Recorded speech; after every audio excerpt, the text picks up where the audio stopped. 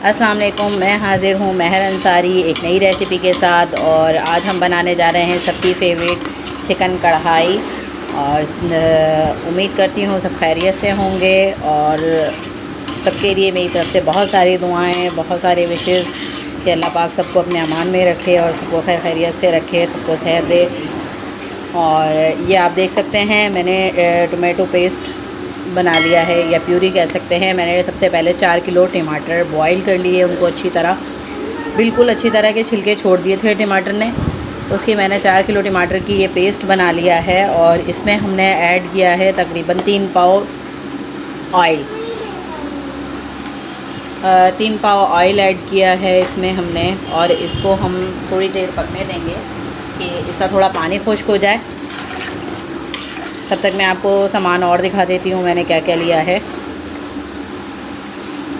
میں نے لیا ہے دہی آدھا کلو، چکن ہمارے پاس سینے کی ہے 5 کلو، اور یہ بڑی والی مرچ، بڑی جو موٹی مرچ جس کو کہتے ہیں، اس کے ہم نے پیسز کر لیے ہیں۔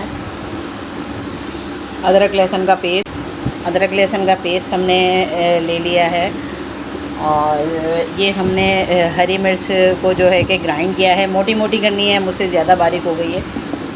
اور سب سے مین انگریڈینٹس جو ہم نے ڈالنا ہے اس میں، یہ ہے ثابت دھنیا، زیرہ اور کالی مرچ جو ہم نے کوٹ لی ہے موٹی، یہ آپ دیکھ سکتے ہیں اس فارم میں۔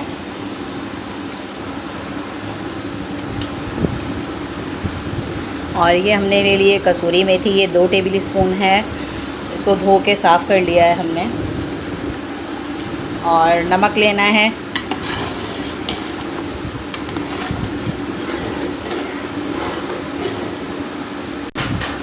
اب ہم اس میں سب سے پہلے نمک ایڈ کریں گے 1.5 ٹیبل اسپون، 2 ٹیبل اسپون کٹی ہوئی مرچ،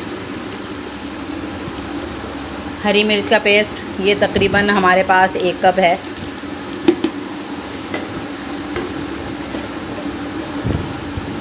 لہسن ادرک کا پیسٹ ہم نے ڈالنا ہے 5 ٹیبل اسپون،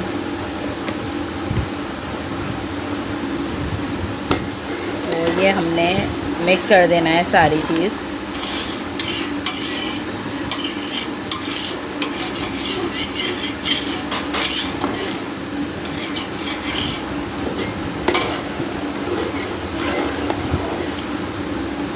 یہ ہمیں اس وقت تک بھوننا ہے جب تک ہمارے جو ہے اس پہ سے آئل نہیں جو ہے اوپر آ جاتا۔ جب تک اس کا آئل اوپر آئے گا تب تک ہم نے اسے بھوننا ہے، اور جب یہ بھون جائے گا تب ہم اس میں اینڈ میں لاسٹ انگریڈینٹس اور مین انگریڈینٹس جو ہیں کڑھائی کے، وہ ہم نے اس میں ایڈ کرنے ہیں۔ یعنی کہ 1 چمچ جو ہے ہم نے زیرہ لیا ہے، ڈش کا 1 چمچ یا 2 ٹیبل اسپون آپ لے لیں، اور 2 ٹیبل اسپون زیرہ ہے، 2 ٹیبل اسپون ثابت دھنیا ہے، اور 3 ٹیبل اسپون ہم نے کالی مرچیں ہیں جو ان کو ہم نے کوٹ لیا ہے وہ، اور 2 چمچ ہماری جو ہے کسوری میتھی ہے۔ تو اس کو ہم بھون لیں گے اچھی طرح۔ اور ہم نے چکن لی ہے 5 کلو چکن کی ہم کڑھائی بنا رہے ہیں۔ دیکھ سکتے ہیں یہ تھوڑا بھوننے پر آ گیا ہے، اور اب ہم اس میں ایڈ کریں گے دہی، کچھ پانی خشک ہونے لگا ہے اس کا۔ اچھا، چکن میں اینڈ میں ایڈ کروں گی تاکہ جو ہے چکن ہماری ٹوٹے نہ، کیونکہ کبھی کبھی ایسا بھی ہوتا ہے کہ بہت سارے لوگ جو ہے کہ چکن ایڈ کر کے اور باقی ساری چیزیں مکس کر دیتے ہیں، تو جو ہے وہ چکن ہماری ٹوٹ جاتی ہے کھانے میں۔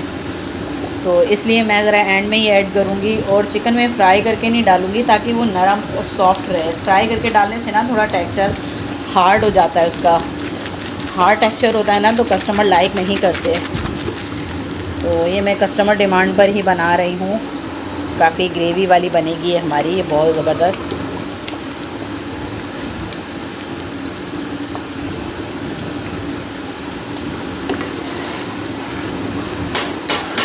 یہ دہی بھی ہم نے اس میں ایڈ کر دیا ہے، زیادہ اس لیے نہیں ڈال رہی ہوں کہ کھٹا ہو جائے گا، کیونکہ آلریڈی ٹماٹر ہمارے کوانٹٹی میں ہے۔ ویسے 1 کلو میں 1 پاؤ دہی کا حساب ہوتا ہے، لیکن میں زیادہ نہیں ڈال رہی ہوں، آپ لوگ اپنے حساب سے اپنے ٹیسٹ کے مطابق بھی ڈال سکتے ہیں۔ اور ٹماٹر بھی مجھے گریوی والی بنانی ہے تو میں نے زیادہ ٹماٹر لیے ہیں، آپ لوگ 1 کلو میں 1 پاؤ کے حساب سے ڈالیں تو آپ لوگوں کا میجرمنٹ بھی اچھا آ جائے گا. دیکھیں تو میں گریوی والی بنا رہی ہوں. تو یہ آپ دیکھ سکتے ہیں کہ تقریباً ہمارا آئل اوپر آنے ہی والا ہے. اس میں ہم ایڈ کر دیں گے کسوری میتھی، اور یہ جو ہم نے ڈرائی مسالہ اپنا بنایا تھا اس میں ڈالنے کے لیے کالی مرچ، زیرہ اور دھنیا.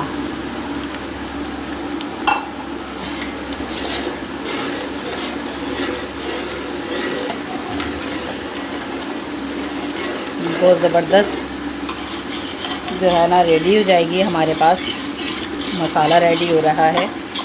جب ہمارا آئل بھی اس میں بھن کر اوپر آنے لگا ہے تو اس کو ہم اب آئل اوپر آنے تک بھوننے دیں گے. یہ آپ دیکھ سکتے ہیں یہ ہمارا جو ہے بالکل مسالہ ریڈی ہو گیا. اب ہم اس میں ایڈ کریں گے چکن. یہ ہم نے 5 کلو چکن لی ہے اور یہ ہم ایڈ کرنے جا رہے ہیں اب اس کے اندر ساری.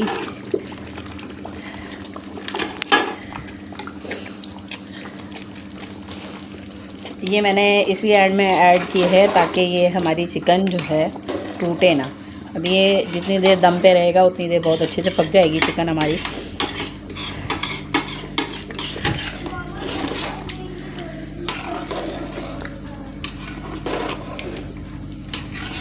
تو اب ہم اسے بھون لیں گے اچھی طرح. 15 سے 20 منٹ یہ ہمارا بھونے گا. تو اسے اب ہم بھون لیتے ہیں تھوڑا تیز آنچ کر کے. اچھا جی یہ دیکھیں ہماری کڑھائی تقریباً ریڈی ہے. میں نے مکس کر دیا تھا، اس کا آئل بھی مکس ہو گیا ہے. اور اس میں ہم ایڈ کریں گے اب ہری مرچ،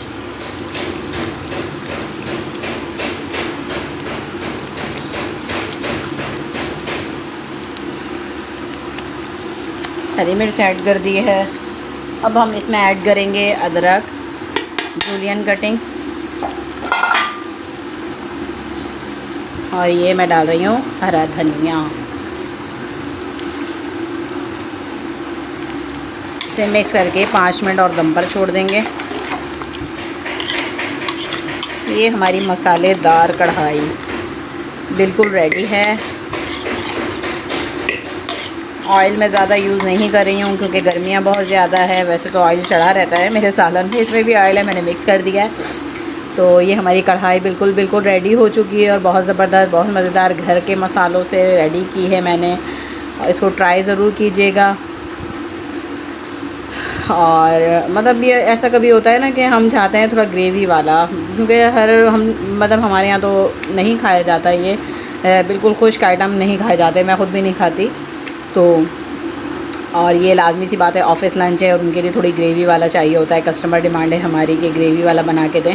تو یہ میں نے بنائی ہے آج. اس کو ضرور ٹرائی کیجیے. بہت زبردست ہے، بہت اچھی خوشبو آ رہی ہے، مطلب باہر کے مسالوں سے ہی بہت اچھی. یقین مانیں کہ اس کا ٹیسٹ اتنا اچھا ہے نا کہ آپ باہر کے مسالے، کیونکہ باہر کا مسالہ ایک دم مطلب کھٹا کر دیتا ہے، نہیں کھایا جاتا، کچھ گلے میں بھی ایشوز ہو جاتے ہیں. تو یہ آج میں نے گھر کے مسالے سے بنائی ہے. اس کو ضرور ٹرائی کیجیے. بہت اچھی، بہت زبردست ہے، بہت سمپل ریسیپی ہے.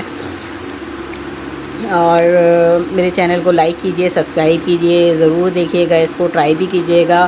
اپنا بہت سارا خیال رکھیں. اللہ حافظ، فی امان اللہ. انشاءاللہ نیکسٹ ریسیپی کے ساتھ حاضر ہوں گے. اللہ حافظ.